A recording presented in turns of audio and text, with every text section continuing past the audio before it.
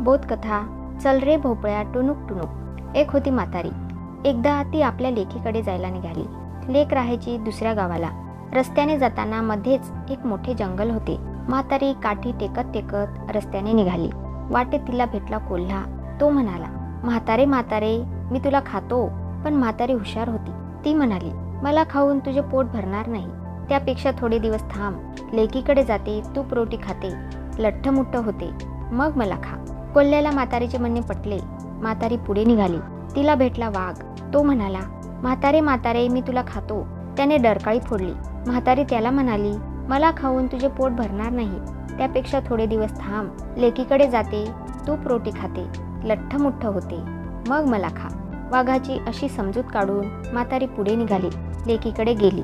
ती खूप दिवस मजेत राहिली. खाऊन पिऊन लठ्ठमुठ्ठ झाली.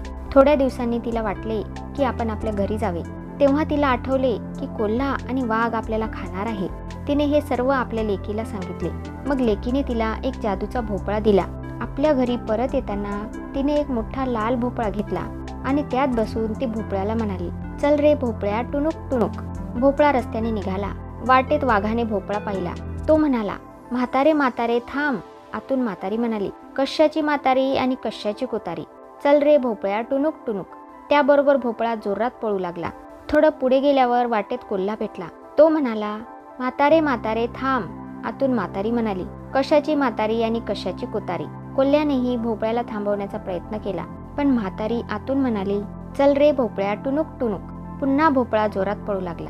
अशी होती म्हातारी हुशार. कोल्हा आणि वाघाच्या तावडीत ती काही सापडली नाही. भोपळ्यात बसून ती सुखरूप आपल्या घरी पोहोचली. यावरून आपल्याला शिकवण मिळते, शक्तीपेक्षा युक्ती श्रेष्ठ असते. तर मित्रांनो, ही गोष्ट इथेच संपते. अशा प्रकारच्या मनोरंजक कथा ऐकण्यासाठी आमच्या चॅनलला सबस्क्राईब करायला विसरू नका. भेटूया पुढच्या कहाणीमध्ये. तोपर्यंत धन्यवाद.